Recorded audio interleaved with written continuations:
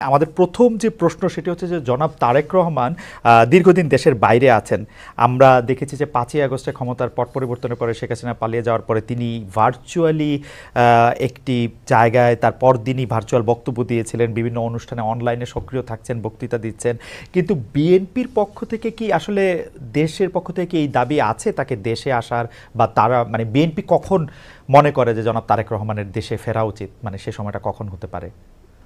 না, এখানে আপনার যে প্রশ্ন আছে তার মধ্যে দু তিনটি আপনার দিক আছে। একটা হচ্ছে আপনার বলছেন যে বিএনপি দাবি তুলছে কিনা। এখানে এখন যে অবস্থা আছে তাতে বিএনপি দাবি তোলার প্রয়োজন নেই। এখন decided by Tarique Rahman himself, এবং পার্টিও সেটাই অপেক্ষা করছে।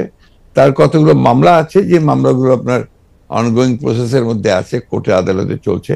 আমরা যেটা সিদ্ধান্ত নিয়েছি যে ওই মামলাগুলো শেষ করেই দেশে আসবেন। সেক্ষেত্রে আরেকটি প্রশ্ন এরকম হতে পারে কিনা যে আমরা বেগম খালেদা জিয়াকে অনেক দিন পরে দেখলাম যে তিনি সশস্ত্র বাহিনী যে দিবস ছিল 21 নভেম্বর, সেটাতে তিনি উপস্থিত থেকেছেন। ডক্টর মোহাম্মদ ইউনূসও তার সাথে কথা বলেছেন, উপদেষ্টাদের মধ্যে থেকেও কেউ কেউ তার সাথে আসলে কথা বলেছেন, আমরা এরকম দেখেছি। যদি এই মুহূর্তে নির্বাচন হয়, যেটি আসলে বিএনপি যৌক্তিক সময়ের মধ্যে নির্বাচন দাবি করছেন, তাতে বেগম খালেদা জিয়া কি প্রার্থী হবেন, বা বিএনপি সংসদ নেতা বা প্রধানমন্ত্রী হিসেবে কাকে চাইতে পারে, চেয়ারম্যান নাকি ভারপ্রাপ্ত চেয়ারম্যান? এখানে এই মুহূর্তে এখনই আমাদের এই প্রশ্নগুলো নিয়ে আমরা আপনার কাজ করছি না, কারণ আমরা এখন আমাদের সামনে যে সবচেয়ে বড় চ্যালেঞ্জ সেটা হচ্ছে যে আপনার এই ইন্টারিম গভর্নমেন্টের কাজগুলো তারা যেন শেষ করতে পারে, অর্থাৎ যে সমস্ত সংস্কারের বিষয়গুলো আছে সেই সংস্কার যে কয়েকটা আপনার খুবই নির্বাচন কেন্দ্রিক এবং প্রয়োজনীয়, সেই সংস্কারগুলো করে নির্বাচনের কথা আমরা বলছি। এবং আমরা মনে করি যে এটা আপনার যথা সময়ে সেটা অনুষ্ঠিত হবে। এবং দেশনেত্রী বেগম খালেদা জিয়া তো আমাদের পার্টির চেয়ারপারসন, এবং তিনি যদি নির্বাচন করতে সক্ষম হন শারীরিকভাবে, তাহলে অবশ্যই তিনি নির্বাচন করবেন।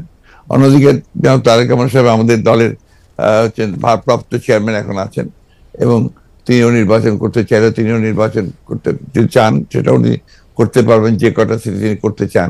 তো এই নিয়ে কোনো সমস্যা নেই। সুতরাং খালেদা জিয়া নির্বাচন করলেন, প্রধানমন্ত্রী হলেন, বা তারেক রহমান সাহেব নির্বাচন করে প্রধানমন্ত্রী, এটা নিয়ে কোনো সমস্যা নেই। এই ব্যাপারে পার্টিতে আমাদের কোনো সমস্যা আছে বলে আমি মনে করি না। আলোচনা আছে কিনা, মানে মানে কে হবে না না, এই ধরনের আলোচনার এখন প্রয়োজন নেই। খালেদা জিয়া এবং খালেদা জিয়া এখনো বেশ অসুস্থ।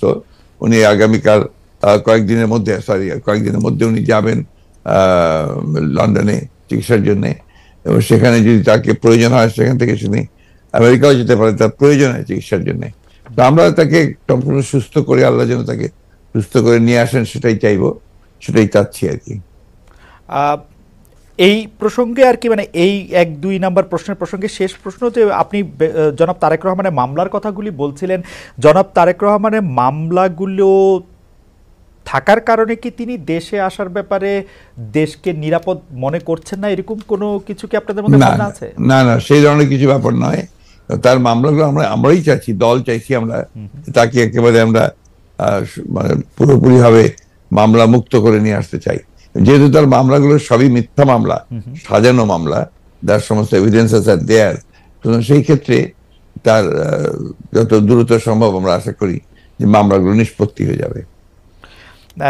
আজকের একটু কথায় আসি, যে সংবিধানে উপপ্রধানমন্ত্রী পদ রাখা সহ আরও কতগুলি সংস্কারের প্রস্তাব বিএনপি দিয়েছেন। উপপ্রধানমন্ত্রী বা উপরাষ্ট্রপতি, তারপরে সংসদ উচ্চকক্ষ, গণভোটের বিধান প্রবর্তন করার প্রস্তাব। তো এইগুলি যদি সংবিধানে যাচাই বাছাই করে দিতে হয় তাহলে তো কিছুটা সময় লাগবে। আপনার কাছে যৌক্তিক সময়টা কত মনে হয়, যে এই সরকারের কাছে কতটা সময় আসলে দেওয়া উচিত সরকারকে আসলে যৌক্তিকভাবে? আমরা এখন পর্যন্ত কোনো সময় বেঁধে দিইনি, এবং আমরা যেহেতু মনে করছি যে সরকার কাজ করছেন, এবং ইতিমধ্যে কমিটিগুলো হয়েছে, আপনার কমিশনগুলো হয়েছে, কমিশনগুলো তারা দ্রুততার সঙ্গে কাজ করছেন, এবং আমরা আশা করি যে যত দ্রুত সম্ভব তারা করতে পারবেন। এটা তাদের উপর নির্ভর করবে যে তারা কখন নির্বাচনটা দিতে পারছেন। আপনারা কোনো টাইম ফ্রেম, না, আমরা কোনো টাইম ফ্রেম দেইনি। আমরা যেটা বলেছি যে একটা যেটা আপনার লজিক্যাল, সেই সময়টুকু নিয়ে তারা করবেন। কেউ কেউ এরকম ইঙ্গিত করছেন যে বিএনপি আসলে এই মুহূর্তে নির্বাচনের জন্য আসলে চাপ দিতে চাচ্ছে, সরকারকে চাপ দিচ্ছে, তার ফলে সরকার একটু আনস্টেবল হচ্ছে। এইটা কি ঠিক? আবার অন্যদিকে সরকারের একটা জায়গা থেকে মনে হচ্ছে যে সরকার 2 বছর 4 বছর, হঠাৎ করে ডক্টর ইউনূস এটা 4 বছরের কথা বলাতে সেটা নিয়েও একটা বিভ্রান্তি তৈরি হয়েছে। আপনি এটাকে কিভাবে দেখেন? আমি দেখি একটু ভিন্নভাবে। জি, এটা দেখি যে আমাদের দেশের মিডিয়া বা আপনারাই যারা মিডিয়াতে কাজ করেন, আপনারা সাথে স্পেকুলেশনস করেন, এবং স্পেকুলেশন করলে এটা আপনাদের হয়তো বা খুব ভালোরা হয়, কিন্তু আমাদের জন্য আমরা এই ব্যাপারটা, আমি ব্যক্তিগতভাবে খুব বেশি আগ্রহী নই। কারণ আমরা এই আপনি যে কথাগুলো বললেন তার একটার সঙ্গে কোনো বাস্তবতার মিল নেই, এবং আমরা সেই ধরনের কোনো চিন্তা করছি না বা সে ধরনের করছেও না। এবং আমি এখন পর্যন্ত দেখিনি যে আপনার সরকার, যারা ইন্টারিম গভর্নমেন্ট আছেন তারা বেশি সময় থাকতে চান, 4 বছর থাকতে চান। কথাগুলো সেভাবে আসেনি, এগুলো আপনার মিসরিপ্রেজেন্টেড হয়েছে মিডিয়াতে। আর দ্বিতীয়ত আমরা যেটা বলছি, আমরা বলছি যে আমরা চাই যে আপনার একটা যৌক্তিক সময়ের মধ্যে সংস্কারগুলো হয়ে যাক, হয়ে গেলে আমরা অবশ্যই নির্বাচনে যেতে চাই।